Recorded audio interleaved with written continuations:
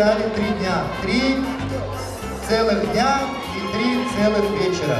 Поэтому мне, конечно, очень трудно будет отдавать этот подарок одному победителю, потому что работы были каждая одна лучше другой. Работы были действительно интересные и, самое главное, сделаны с любовью. Мы объявляем победителя конкурса «Образ страны Тантана», и это Эмира Лазинара.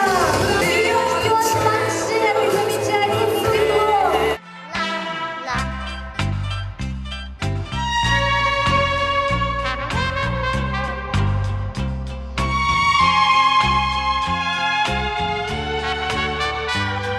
Я очень рада, что я победила. И мой рисунок всем понравился.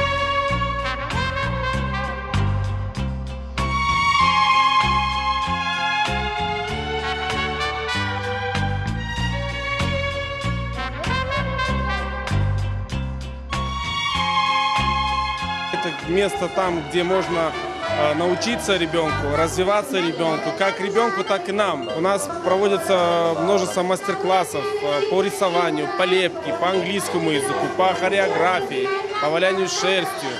И, конечно, вот этот наш конкурс, дети стали как одна команда. Они друг друга поддерживали, писали в комментариях, оставляли друг другу лайки.